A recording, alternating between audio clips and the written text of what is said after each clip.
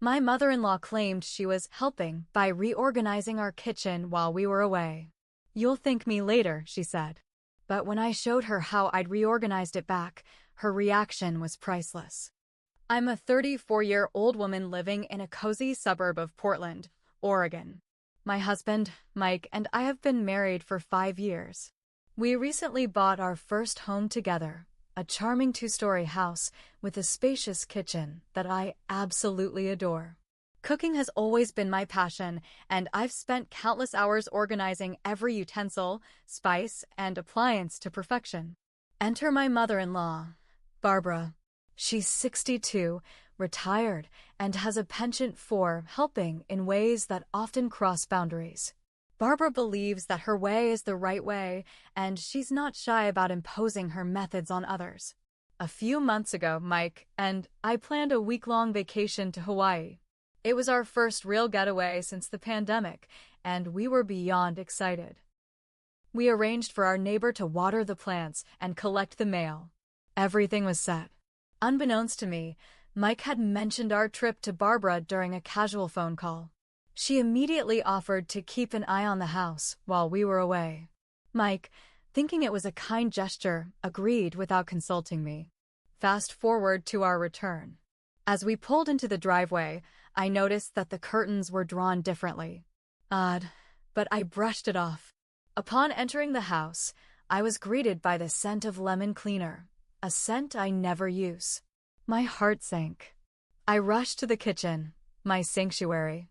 To my horror, everything was rearranged. My meticulously organized spice rack was now alphabetized. I had them grouped by cuisine. The pots and pans were relocated to different cabinets. My baking supplies were scattered. Even my grandmother's vintage mixing bowls were moved from their display shelf. Barbara stood in the kitchen, beaming. "Surprise! I thought I'd help by reorganizing your kitchen. You'll thank me later." I was speechless. Mike, sensing my fury, tried to mediate. "Mom, maybe you should have asked before making changes." Barbara waved him off. "Nonsense. I know what's best. This setup is much more efficient." I spent the next few days trying to adjust, but I couldn't find anything. Cooking became a chore. I felt like a stranger in my own home. That's when I devised a plan. I decided to host a family dinner the following weekend and invited Barbara. She eagerly accepted, excited to see her improvements in action. The day before the dinner, I spent hours reorganizing the kitchen back to my original setup. Every spice, utensil, and appliance was returned to its rightful place. I even added labels to the cabinets for good measure. When Barbara arrived, she immediately noticed. "What happened?" "I spent so much time organizing this for you." I smiled sweetly. "I appreciated your effort, but I prefer my kitchen this way. It works best for me." She was visibly upset. "But my way is more efficient." I maintained my composure. Efficiency is subjective. This setup brings me joy and comfort. Barbara huffed, but said nothing more. The dinner went smoothly, and everyone enjoyed the meal. As she left, Barbara muttered, "Well, I suppose everyone has their own way." Since then, Barbara hasn't attempted to reorganize anything in our home. Sometimes, setting boundaries requires a little assertiveness. So, after that dinner, things were quiet for a bit. Too quiet. Barbara didn't say much after I put the kitchen back the way it was. She didn't offer her help anymore. No passive-aggressive remarks about my cooking setup. No comments about how she'd do things differently. I thought maybe she'd finally taken the hint. I was wrong.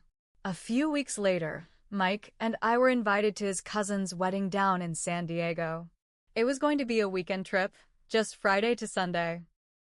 We almost didn't go because I didn't want to leave the house unattended, but Mike swore up and down that he hadn't told his mom about the trip and that she was too busy with her new quilting club to care. Saturday afternoon, my phone started blowing up. First, a notification from our Ring doorbell. Then one from our interior security cam in the kitchen. And then, to top it all off, a missed call from Barbara. I opened the camera app and saw her inside our house. In the kitchen. Wearing gloves. with cleaning supplies. Again. I was livid. She had used the emergency key we kept under the backyard garden frog. Dumb, I know, Mike's idea. She had come in without asking. Again. And was going through my kitchen drawers. Again. But it didn't stop there. This time, she had trash bags. And she was throwing things away. She tossed my hand-labeled spice jars in a big black garbage bag like they were expired milk. She tossed the silicone baking mats I use every week. I saw her hold up my pasta roller, a gift from my late aunt, and just shrug and bag it. I called her right away. No answer. I texted Mike, who was still at the hotel pool. He didn't answer either. My hands were shaking. By the time we got back home Sunday night, the kitchen looked completely different again. But not reorganized. Empty. She had decluttered, as she called it when I confronted her Monday morning. You had too much junk, she said, sipping coffee at her kitchen table like she hadn't just committed a full-blown home invasion. I asked her what she did with everything. Donated it, she said. To Goodwill. It was for the best. Less is more. I couldn't breathe. I wanted to scream. I wanted to cry. But I didn't. I just walked out. That night, I told Mike this was it. She crossed a line. This wasn't help. This was control. This was her trying to make our home her second kitchen. I told him I didn't want her in our house again without us there. Ever. Mike was quiet. Then he said something that made my blood run cold. She thought she was doing us a favor. I asked him if he thought that too. He didn't answer. So now I was angry at both of them. Barbara for crossing every boundary in the book, and Mike for making excuses for it. And then things got worse. A week later, I got a call from my boss. Someone had dropped off homemade cookies at my office reception desk. With a little note. The note read, "Hope this helps you relax a little. Less stuff, more peace. Love, B." I was done. This wasn't just about the kitchen anymore. This was a game to her. A power game. And I wasn't going to play nice anymore. You want to play this game, Barbara? Fine. Let's play. So yeah, after the cookie stunt, I realized Barbara wasn't just being nosy anymore. She was making this personal. She was trying to wear me down, little by little. But the thing is, I don't wear down easy. I didn't respond to the cookies. I didn't call her. I didn't even mention it to Mike right away. Instead, I started keeping notes. Dates, times, what she did, how she got in. I printed screenshots from the security cams, copies of her texts, even the donation receipt I found in our trash from the Goodwill she'd used. I was building a file. I didn't know what I was going to do with it yet, but I knew I'd need it. About 3 weeks went by, and everything seemed quiet again. Then I got a text from our neighbor, Janet, while I was at work. "Hey, just saw your ML going into your house again. Everything okay?" That was it. I drove straight home. I didn't even call Mike. I got there just in time to see her coming out the front door with a box. A box labeled pantry, donate. I parked in the driveway and got out. She froze when she saw me. "Barbara, what are you doing?" She had the nerve to smile. "Just helping out. You've got expired stuff in there." I walked right past her, into the house, straight to the pantry. She'd pulled almost everything off the shelves. Half the canned goods were in bags. Boxes of pasta, snacks, baking ingredients. It looked like a supermarket raid. I didn't even speak. I took out my phone, walked back outside, and started taking pictures of the open trunk of her car, the boxes labeled with our names, the bags full of our pantry items. She started getting nervous. "You don't need to make a big deal," I cut her off. "This is the last time, Barbara. You're not allowed in our house without us. I'm changing the locks today." She laughed. "You're overreacting." Mike said it was fine. My stomach turned. Mike said what? She waved a hand. "He gave me a key last week. Said you'd calm down and I could help again." I didn't even finish the conversation.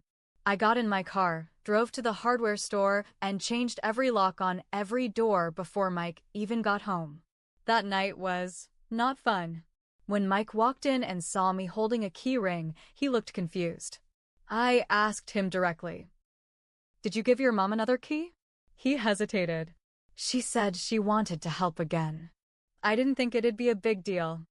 I swear, I almost left the house then and there. We argued for hours. Real yelling. Not like us. I felt like I didn't even recognize him. At some point, he threw up his hands. "She's just trying to be part of our lives. Why do you hate her so much?" I didn't answer right away.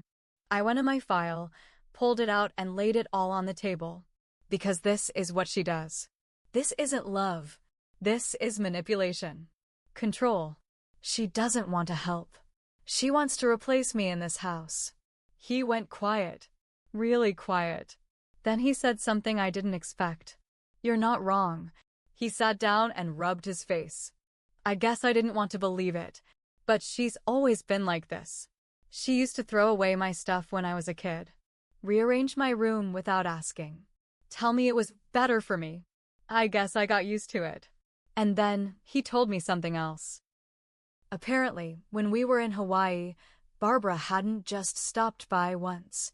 She'd stayed in our house, slept in our bed, used our bathroom, cooked her own meals. She told Mike she was just house-sitting, and he had gone along with it because he didn't want to upset her. I honestly felt like I'd been punched. This wasn't just kitchen meddling. This was full-on intrusion. So that's when I decided, if she wanted to help so bad, I'd give her a reason to never want to come back again. So yeah, I was done playing defense. You want to turn my kitchen into your playground? Fine. But now I'm writing the rules. First thing I did? I made sure there were no spare keys left anywhere. No rock frog, no extras in the garage, nothing. Then I installed a new security system, one of those that alerts you in real time and takes screenshots every time someone opens a door or window. Password protected. Only me and Mike had the code, but the real revenge? That came next. I went back through every single item Barbara had donated and called the local Goodwill. The manager was helpful, said she remembered an older lady dropping off a ton of kitchen stuff. I asked if anything was still there. Some of it was. I drove over that same day and bought back what I could. The pasta roller was gone. So were my spice jars and half my bakeware. But I wasn't done. I called Barbara and invited her over for dinner. Just her and Mike. No hard feelings, I said. Let's talk. She agreed, probably thinking I was finally coming around. I spent all day preparing. Made a huge meal. Set the table nice. Lit candles. Even made her favorite dessert, lemon pie. When she and Mike arrived, I greeted them with a smile. She acted smug, like she'd won. Like I was finally realizing she was right all along. Dinner started out quiet. Awkward small talk. Then, halfway through dessert, I brought out a big folder. I slid it across the table to her. She opened it. Inside were photos. Pictures from the security cams, dated and time-stamped. Photos of her dumping my stuff, rearranging my kitchen, and even the note she left at my office. Then came the receipt from the Goodwill, with her name on it. Last, I included a typed letter I had written. It read, "You're no longer welcome in our home without permission. You have broken trust. This isn't love. This is control. And you've hurt me. If you ever enter our home again without both of us present and invited, I will file a police report. You will be charged with trespassing and theft." She laughed at first. You wouldn't. I leaned forward. Try me. She turned to Mike. You're going to let her talk to me like this?